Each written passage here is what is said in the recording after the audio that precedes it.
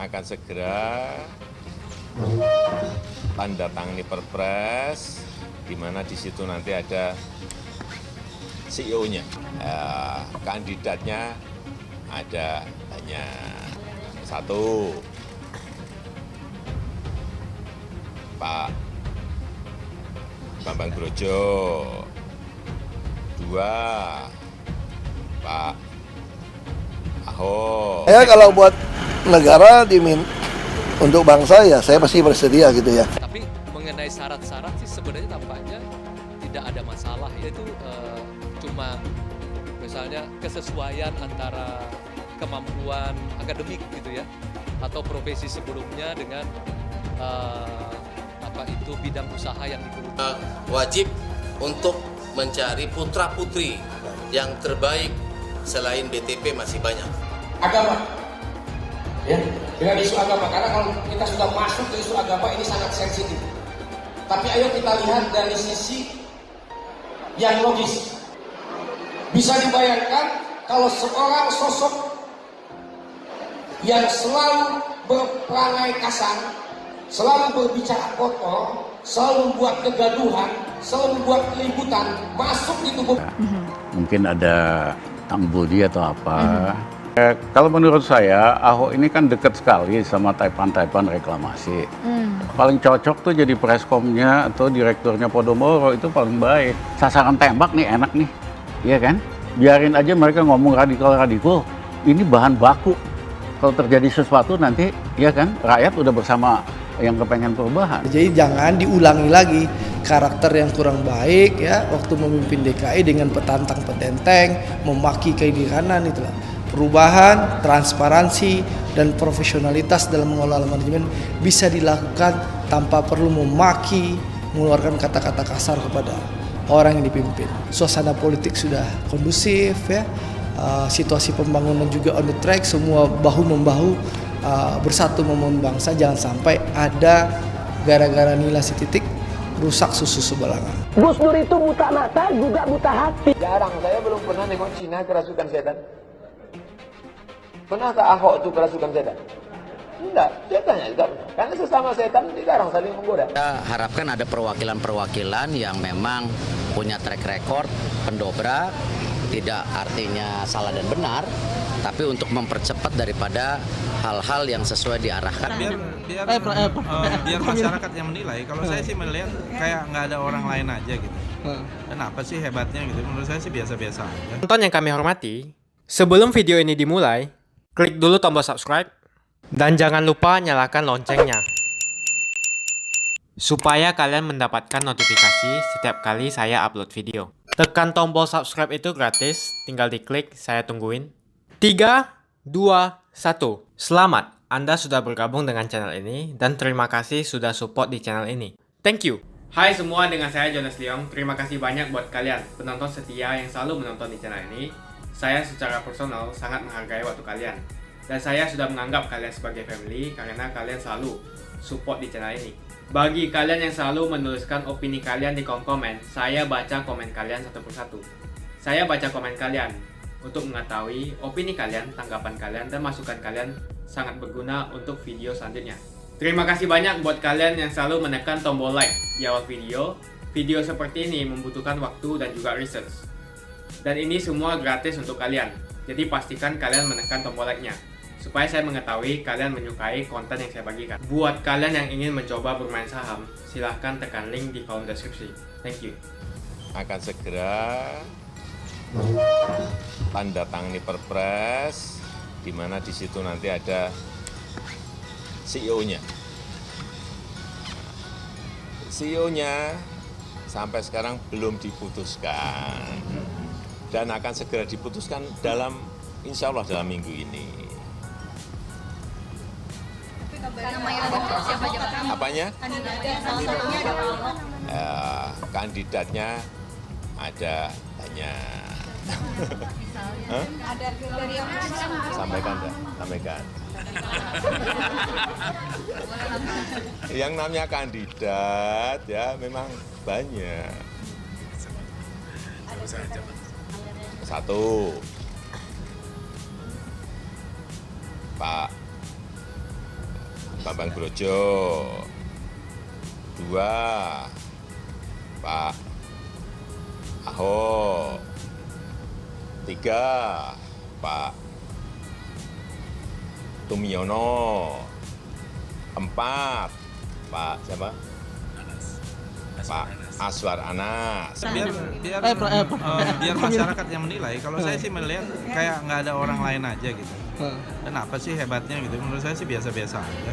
Tapi kan itu menimbulkan tokoh-tokoh atau orang-orang dan masyarakat yang selama ini kontra terhadap Ahok menjadi tidak suka. Jadi ya saya kira mungkin itu refleksi kedalaman hubungan antara Pak Jokowi dengan Ahok sebagai teman sejati, bukan teman politik atau teman biasa. Menurut saya pasti menimbulkan kegaduhan dong. Ialah bahwa kekuasaan itu Tuhan yang kasih, Tuhan yang ngambil. Basuki Cahayapurnama atau yang akrab dipanggil Ahok namanya kini kembali bersinar setelah dirinya dinyatakan resmi menjabat sebagai komisaris utama di perusahaan BUMN Pertamina milik negara. Selain itu, ia juga digadang-gadang sebagai pembersih para birokrat nakal atau koruptor yang selama ini menjadi momok besar bagi perusahaan tersebut. Saya nggak tahu maksud mafia migas itu apa ya. Paham. Saya kan bukan godfather. Jika melihat jejak karirnya sebelum masuk di dunia politik, pria kelahiran Manggar, Belitung Timur ini dahulunya merupakan seorang pengusaha. Usai menyelesaikan pendidikannya di Universitas Trisakti dan mendapat gelar sarjana teknik geologi pada tahun 1989, Ahok kemudian mendirikan sebuah perusahaan bernama CV Panda yang bergerak di bidang kontraktor pertambangan PT Timah di tanah kelahirannya.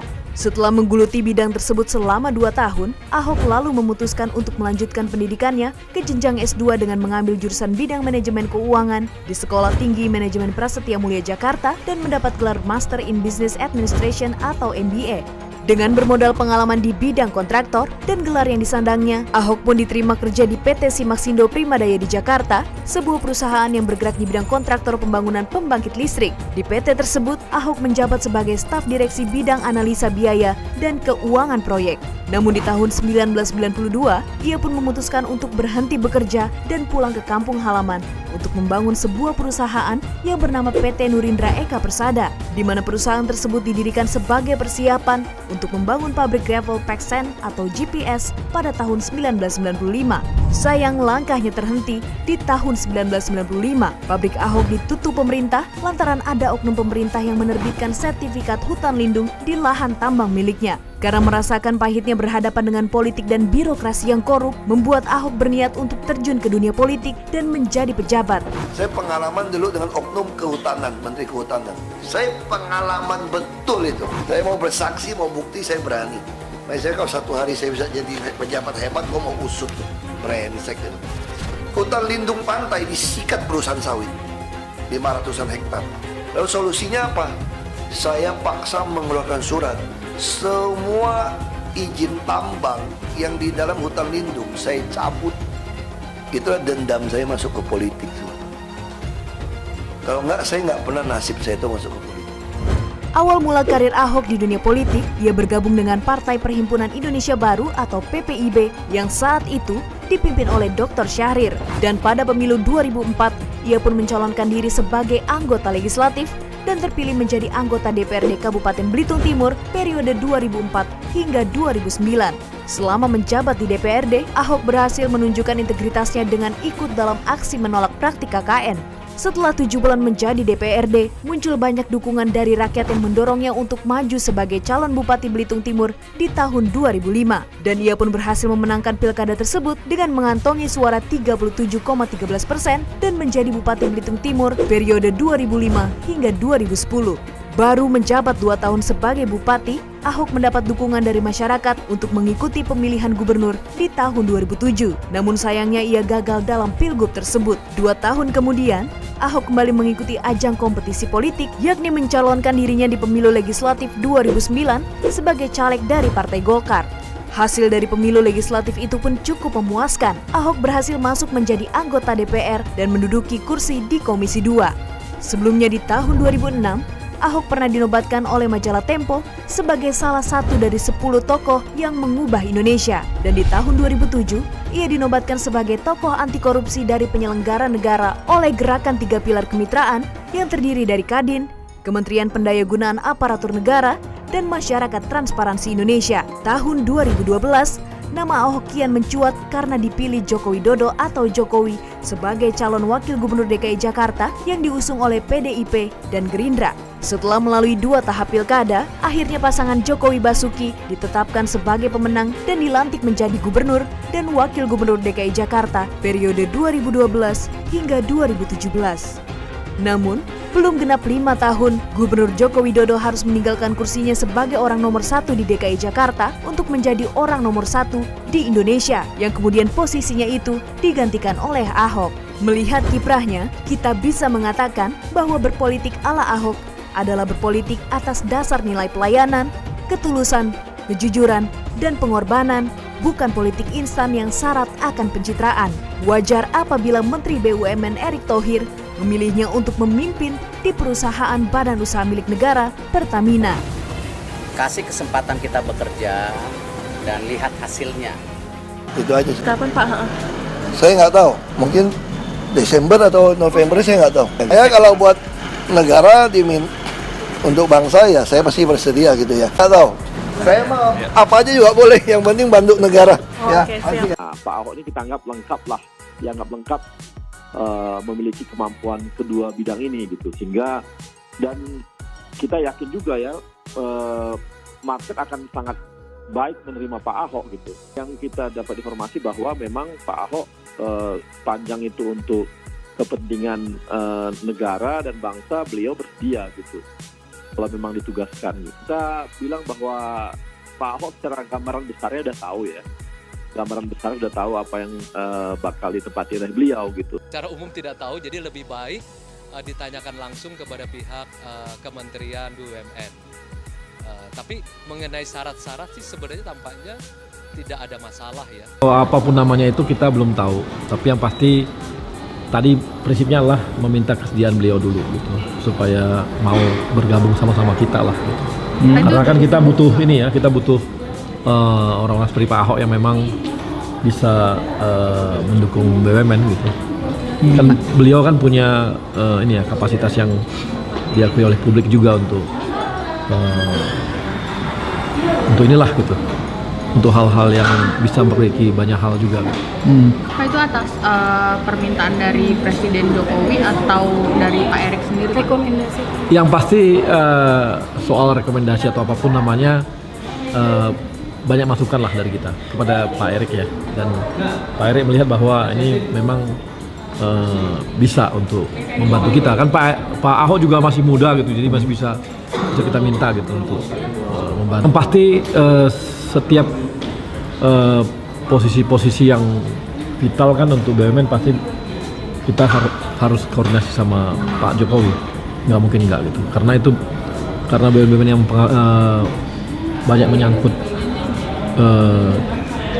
kehidupan pasti kita ini ya, konsultasi sama Pak Jokowi. Strategis sudah pasti kan sesuai dengan kondisi. Dan Pak Ahok juga orangnya yang memang bisa lah gitu di sisi itu gitu. Nanti lihat aja. Selama masa kepemimpinan Pak Ahok saat dia menjabat menjadi gubernur DKI, di masa kepemimpinannya dia dikenal dengan pejabat yang bersih dan anti korupsi. Dia mendapatkan prestasi ini karena dia dikenal dengan transparan, artinya dia terbuka dengan semua yang dilakukan. Semua asetnya dilaporkan dan semuanya itu transparan. Berkat Pak Ahok lah kita sekarang bisa melihat anggaran dari pemerintah dan alokasi dana yang dilakukan oleh pemerintah. Ini dilakukan supaya kita bisa menghindari dari penyelewengan dana. Bagi kalian yang mendukung Ahok dan suka dengan channel ini, jangan lupa tekan tombol subscribe. Dan kita jangan lupa bahwa Ahok juga pernah dituduh menyelewengkan dana terkait kasus Rumah Sakit Sumber Waras dan kasus UPS. Kalau saya jadi KPK-nya, Ahok nggak pulang. Kalau saya, langsung saya pakaiin baju oranye.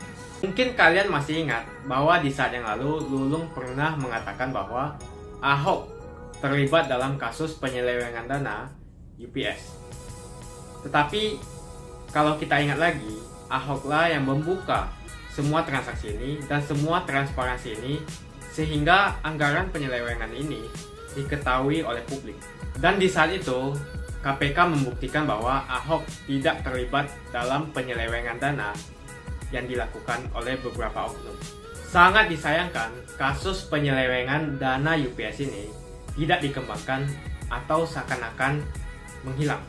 Lalu Pak Ahok juga diduga terlibat dalam kasus pembelian lahan Rumah Sakit Sumber Waras, di mana dia dituduh melakukan penyelewengan atau korupsi dalam pembelian lahan itu.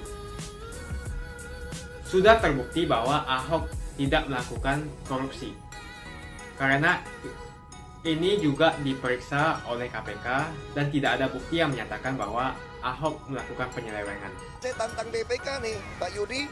Aku baik-baik aja, pura-pura baik aja sama dia. Bolak-balik ngomongnya nggak enak. Pak Yudi kan humas, kau humas itu loh, BPK loh. Lo kalau betul-betul kalian mau bersihkan nama BPK, nggak usah repot-repot humas-humasan. Buka aja. Langsung masyarakat akan menilai kalian itu jujur atau tidak. Sama seperti saya bilang. Bahkan Ahok sempat menantang Ketua BPK untuk melakukan pembuktian bahwa terjadinya penyelewengan. Ini akan saya bahas di video saya selanjutnya di mana Ahok menantang Ketua BPK. Jangan lupa subscribe dulu channel ini dan jangan lupa bunyikan loncengnya supaya kalian tidak ketinggalan berita seperti ini. Jadi apakah Ahok bisa menjalankan semua tugas-tugas ini? Komen di bawah. Politik, saya sudah menekankan harus ada pembuktian terbalik harta pejabat. Dan semua harta saya itu saya laporkan di LHKPN. Jadi semua harta saya itu nggak ada yang disembunyikan ke luar negeri. Beda lah saya sama Sandiaga yang kaya ngumpetin di luar negeri kan. Beda kok. Ahok selalu mengatakan bahwa untuk menjadi seorang pejabat yang bersih, seorang pejabat harus cek LHKPN atau pembuktian harta terbalik. Dan Pak Ahok juga mengatakan untuk cek semua biaya hidup, gaya hidup, apakah sesuai dengan uang yang dilaporkan. Apakah betul? Saya yakin Ahok akan melakukan banyak sekali perubahan, baik itu internal ataupun itu eksternal. Mungkin Ahok akan mewajibkan semua pejabat untuk melaporkan LHKPN dan melaporkan semua gaya hidup atau biaya hidup apakah cocok dengan uang yang dilaporkan. Ini akan membuat banyak sekali koruptor atau oknum pejabat di Indonesia yang panik. Mereka mungkin akan menghalalkan segala cara supaya Ahok tidak menjabat sebagai atau di posisi apapun. Ini sudah dilakukan ketika Ahok akan mencalonkan menjadi gubernur di periode yang kedua. Akankah Ahok berani mengambil tantangan ini? Saya yakin akan terjadi banyak sekali perubahan. Cuma Ahok salah satunya yang berani sekali mengambil langkah ekstrim seperti penutupan Kalijodo dan penutupan klub-klub malam. Dan juga Ahok yang membuka semua anggaran DKI dan membuka transparansi supaya mencegah terjadinya penyelewengan. Udah 100 juta itu terpenuhi. Nah, cara-cara seperti ini berlangsung tiap tahun. Jadi saya cek, karena itu tiap tahun selalu muncul angka yang aneh-aneh. Misalnya, seperti tadi, kalau ada kegiatan, kalau sistemnya smart, maka dia akan melakukan verifikasi. Untuk kegiatan ABCDFG itu nggak logis kalau dilakukan dengan angka yang tidak proporsional. Ada yang cara kedua, langsung minta neken untuk diisi. Kalau tidak mau diisi, tidak mau diganti, mereka nggak mau usahakan APBD. Itu yang Pak Jokowi bilang dulu. Saya udah mau sikat mereka tahun 2013. Ketika tiba-tiba uang untuk bayar truk sampah tiba-tiba hilang. Dan semua nggak ada yang mau ngaku siapa yang ngilangin anggaran beli truk sampah 2000. Beli truk sampah nggak tahu puluhnya berapa, saya nggak ingat. Pokoknya saya ingin beli truk sampah. Karena kita putusin swasta. Tiba-tiba truk sampahnya itu hilang.